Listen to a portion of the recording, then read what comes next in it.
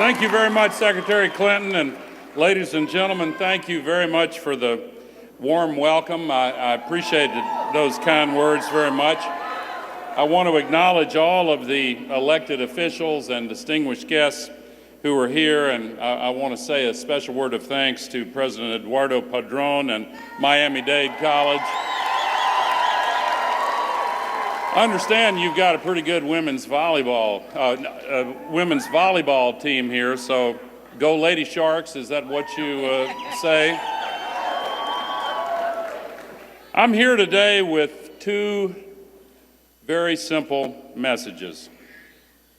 Number one, when it comes to the most urgent issue facing our country and the world, the choice in this election is extremely clear.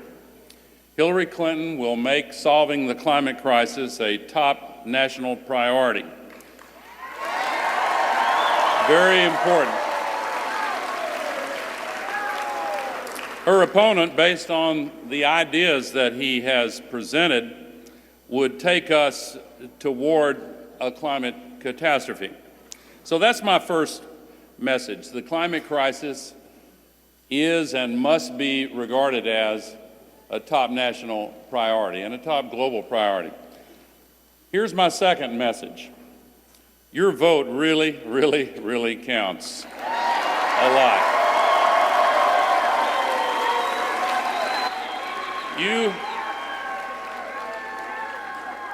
You can consider me as an Exhibit A of that truth. Now, for those of you who are younger than 25, you might not remember the election of 2000 and what happened here in Florida and across the country. For those of you older than 25, I heard you murmuring just now, but take it from me, it was a very close election. Elections, well,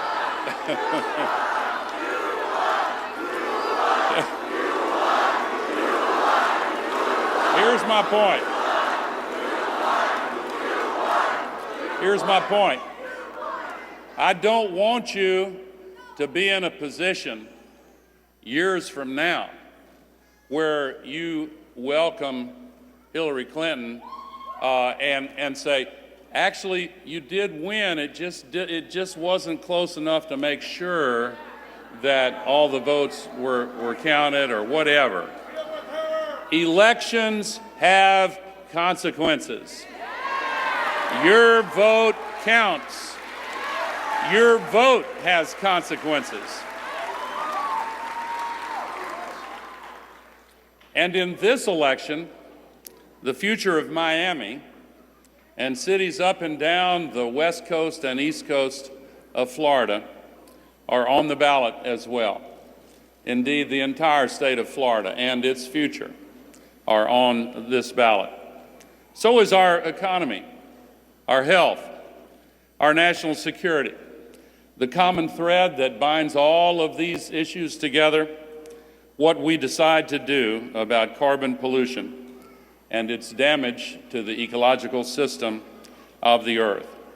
I don't have to tell you here in Florida that the climate crisis is real. Yes, it's true that some of your elected officials have not recognized that it's real, but every single night on the television news is like a nature hike through the book of Revelation.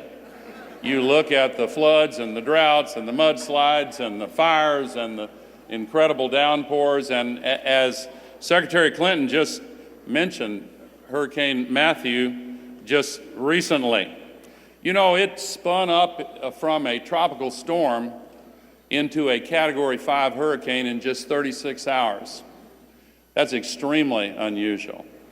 And the reason that happened is the climate crisis is trapping so much extra heat in the Earth system, equivalent to what would be released by 400,000 Hiroshima-class atomic bombs going off every day. It's a big planet, but that's a lot of energy, and it's warming the oceans. More than 90% of that heat energy goes into the oceans. And so the Southern Caribbean, where it spun up into a Category 5 so quickly, was much warmer than normal because of that. And the Gulf Stream is way warmer than normal for this time of year for the same reason. So this means also that all the water vapor coming off the oceans into the atmosphere is brought over the land, and so we get these record downpours. Just in the last year, we have seen 1 in 1,000-year downpours in Louisiana, West Virginia, Texas, Maryland. In Houston, in one 12-month period, they've just had 2 500-year floods and 1 1,000-year downpour. In one of them, they had as much water dumped on Harris County, Texas, where Houston is, as would have been put there by 3.5 days of the entire flow of Niagara Falls. This is not normal. It is becoming the new normal, which is now a set of conditions that we have created with all of this man-made global warming pollution. Secretary Clinton also mentioned the sea level rise. We have seen already, some of you who are a little bit older may remember Hurricane Andrew when Hillary and I were first campaigning together in 1992, Hurricane Andrew came through. Just since Hurricane Andrew, the sea level in the waters around Florida have gone up 3 inches since Hurricane Andrew.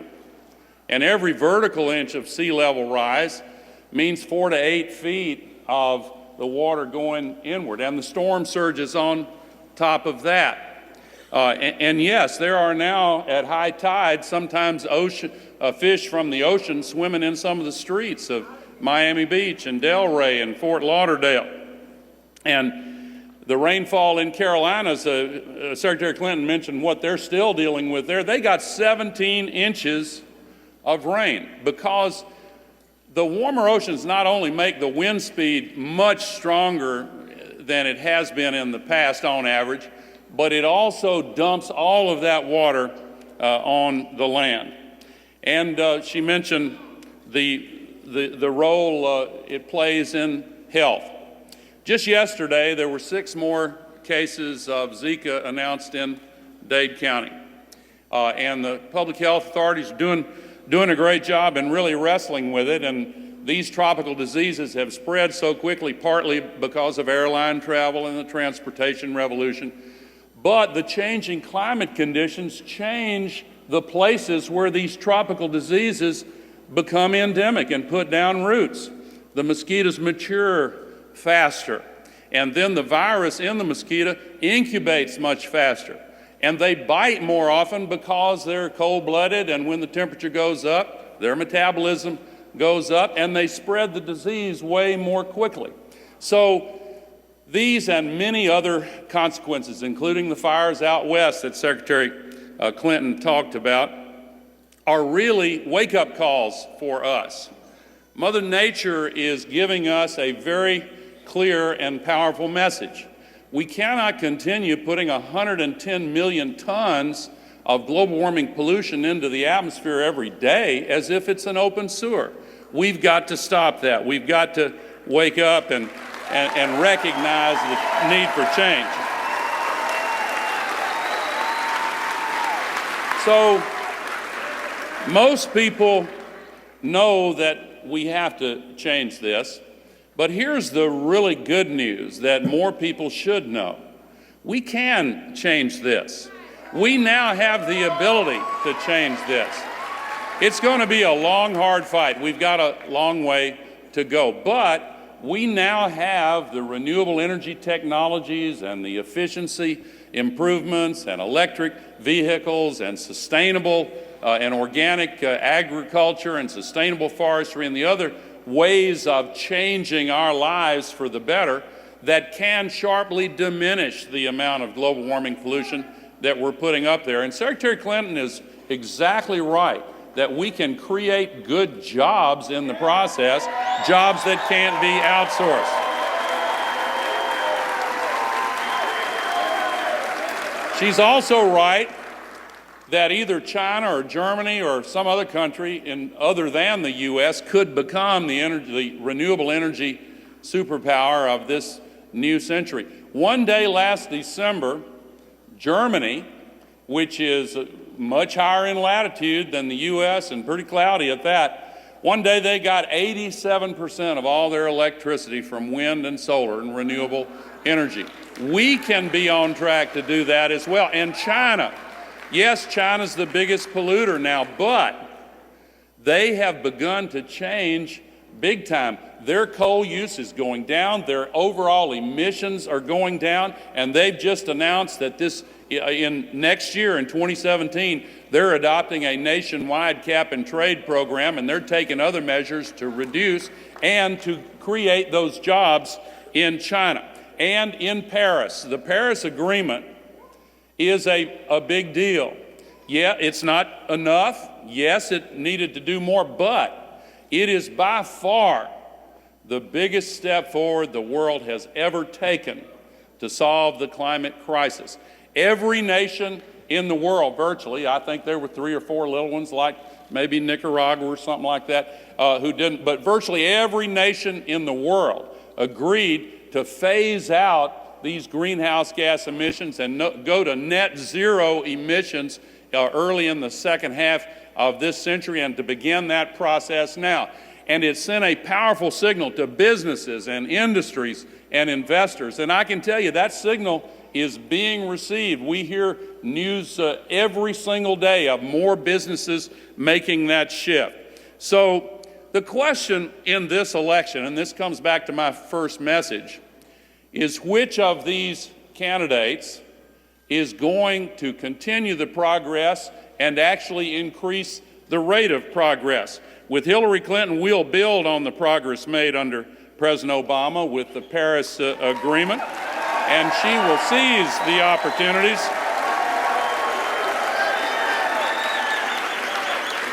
After all, solar electricity and wind electricity is now way cheaper than it was years ago when some of us started sounding the alarm about this crisis. Hillary Clinton knows this very well, and she's worked with President Obama. Since the beginning of the Obama administration, the cost of wind electricity has come down by half.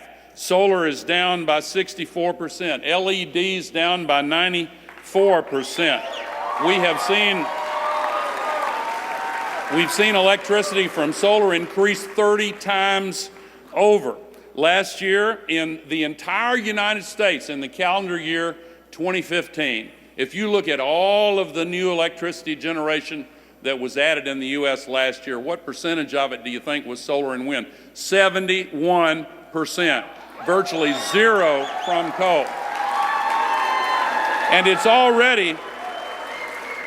already creating millions of jobs, and it continues to get cheaper and cheaper every single week. World records are being broken every month now as it continues to get cheaper.